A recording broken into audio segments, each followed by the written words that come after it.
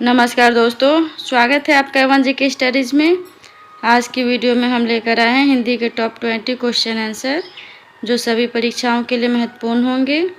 अगर आप किसी भी परीक्षा की तैयारी कर रहे हैं तो ये वीडियो आपकी सहायता करेगी, इसलिए वीडियो को आप लोग पूरा देखें। इनमें से जितने भी क्वेश्चन के आंसर जानते हैं प्लीज़ कमेंट बॉक्स में ज़रूर दीजिएगा, और चैनल पे नए हैं तो चैनल को भी सब्सक्राइब ज़रूर कर लीजिए। चलिए आगे बढ़ते हैं। आज का आपका पहला सवाल है, हिंदी शब्दकोश में कौन सा शब्द सबसे पहले आएगा? आपके ऑप्शन से ए आँख, बी आग, सी आकर, डी आँच। जवाब दीजिए। सही जवाब है ऑप्शन ए आँख। हिंदी शब्दकोश में आँख सबसे पहले आएगा। हिंदी शब्दकोश में सबसे पहले अन और चंद्रबिंदु से शुरू होने वाले शब्द आते हैं, उसके बाद वर्णमाला के क्रम में बाकी शब्द आते हैं। अगला सवाल, प वर्ग का उच्चारण स्थान क्या है? प वर्ग का उच्चारण स्थान क्या है? आपके ऑप्शन से ए दंत, बी कंठ, सी ओष्ठ, डी मूर्धा। सही जवाब है ऑप्शन सी ओष्ठ। प वर्ग का उच्चारण स्थान ओष्ठ है। इन वर्गों का उच्चारण करते समय दोनों होठ एक दूसरे से संपर्क करते हैं। अगला सवाल, नाक कौन सा शब्द है? नाक कौन सा शब्द है? आपके ऑप्शन से ए यौगिक, बी रूढ़, सी योग रूढ़, डी इनमें से कोई नहीं। बताइए नाक कौन सा शब्द है? सही जवाब है ऑप्शन बी रूढ़। नाक एक रूढ़ शब्द है। रूढ़ शब्द वे होते हैं जिनके खंड करने पर उनका कोई अर्थ नहीं निकलता। अगला सवाल है, अघोष वर्ण कौन सा है? इनमें से अघोष वर्ण कौन सा है? आपके ऑप्शन से ए अ, बी ज, सी ह, डी दंत स। सही जवाब ऑप्शन डी दंत स। अघोष वर्ण वे वर्ण होते हैं जिनके उच्चारण में गले में कोई कंपन नहीं होता, अर्थात केवल हवा या श्वास का प्रयोग होता है। प्रत्येक वर्ग का पहला और दूसरा वर्ण और तलाप्स, मूर्धन्य, दंश अघोष वर्ण है। अगला सवाल, सिर तोड़ में कौन सा समास है? सिर तोड़ में कौन सा समास है? आपके ऑप्शन से ए संप्रदान तत्पुरुष, बी कर्म तत्पुरुष, सी अपादान तत्पुरुष, डी करण तत्पुरुष। जवाब दीजिए। सही जवाब है ऑप्शन बी कर्म तत्पुरुष। सिर तोड़ में कर्म तत्पुरुष समास है। सिर तोड़ का समास विग्रह सिर को तोड़ने वाला होता है। इस समास में विभक्ति चिन्ह का लोप हो जाता है। अगला सवाल, इनमें से स्त्रीलिंग शब्द कौन सा है? इनमें से स्त्रीलिंग शब्द कौन सा है? आपके ऑप्शन से ए कष्ट, बी श्रम, सी कृषि, डी कार्य। सही जवाब है ऑप्शन सी कृषि। इनमें से स्त्रीलिंग शब्द कृषि है, बाकी शब्द कष्ट, श्रम और कार्य पुल्लिंग हैं। अगला सवाल, हिंदी में कुल कितने सर्वनाम होते हैं? हिंदी में कुल कितने सर्वनाम होते हैं? आपके ऑप्शन से ए 11, बी 12, सी 10, डी 9। सही जवाब है ऑप्शन ए 11। हिंदी में कुल 11 सर्वनाम होते हैं।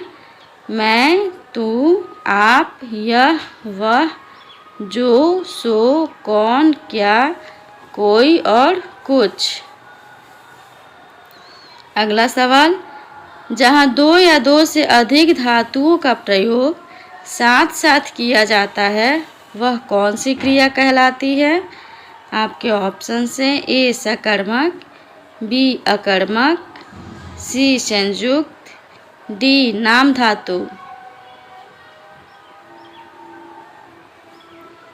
सही जवाब है ऑप्शन सी संयुक्त। जब दो या दो से अधिक धातुओं का प्रयोग साथ साथ किया जाता है तो वह संयुक्त क्रिया कहलाती है।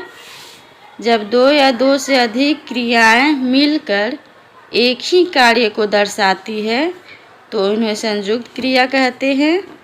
उदाहरण के लिए मैंने पत्र लिख दिया में लिख दिया एक संयुक्त क्रिया है जो लिखना और देना क्रियाओं के मेल से बनी है।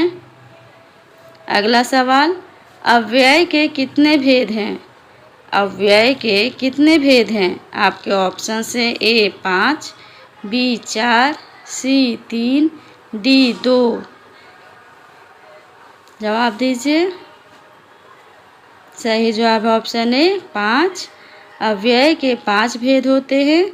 क्रिया विशेषण, संबंध बोधक, समुच्चय बोधक, विस्मयादि बोधक और निपात। अगला सवाल, भाषा का आरंभ किससे होता है? भाषा का आरंभ किससे होता है? आपके ऑप्शन से ए वाक्य, बी शब्द, सी संयुक्त वाक्य, डी ध्वनि।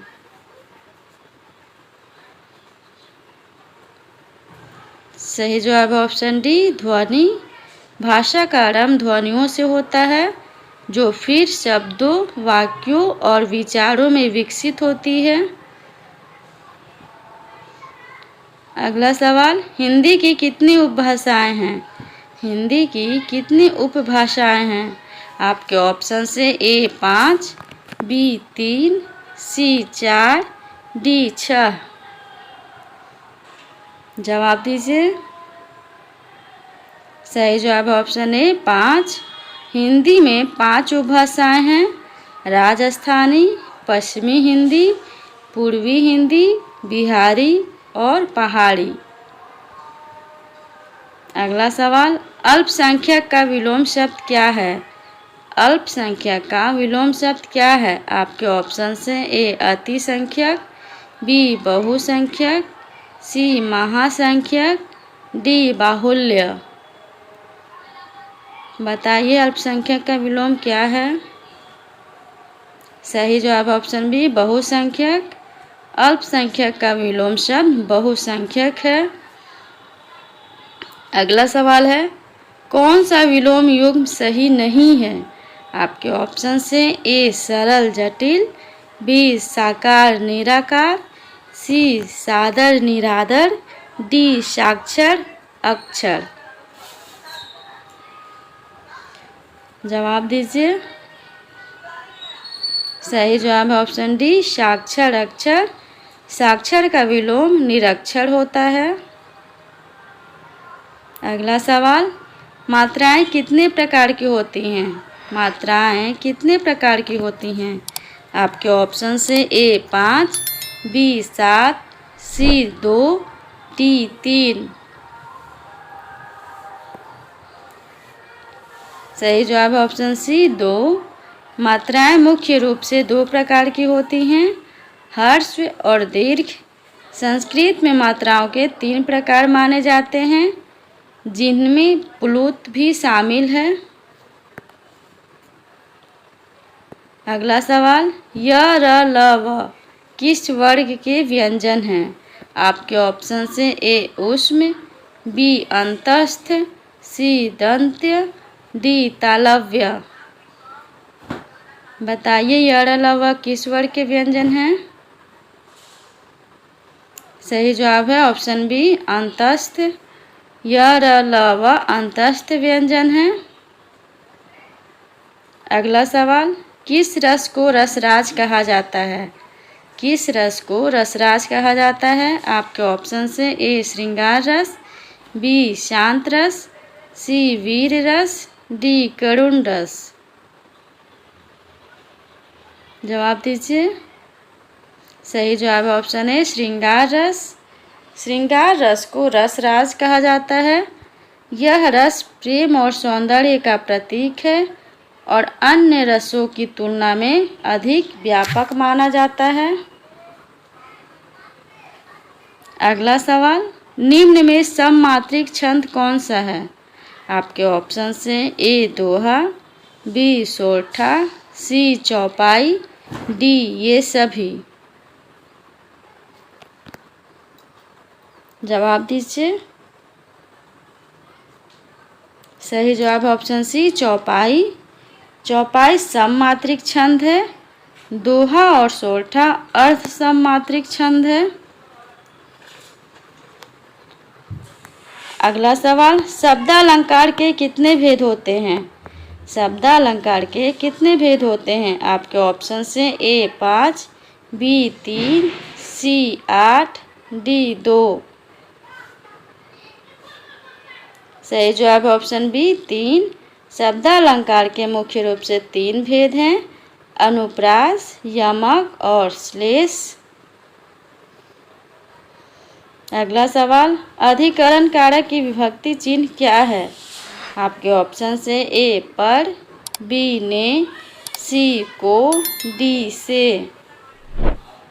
बताइए अधिकरण कारक की विभक्ति क्या है?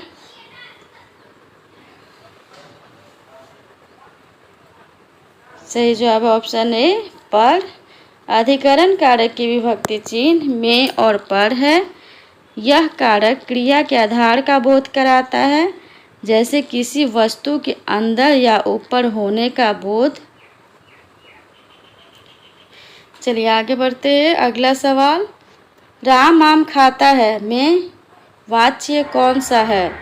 आपके ऑप्शन से ए कर्तृवाच्य, बी कर्मवाच्य, सी भाववाच्य, डी उभयवाच्य। जवाब दीजिए। सही जवाब ऑप्शन ए कर्तृवाच्य। राम आम खाता है वाच्य में कर्तृवाच्य है, क्योंकि यहाँ राम खाने का कार्य कर रहा है। आज के लिए इतना ही। अगर वीडियो अच्छा लगा हो तो वीडियो को लाइक और चैनल पे नए हैं तो चैनल को सब्सक्राइब करना ना भूलें। धन्यवाद।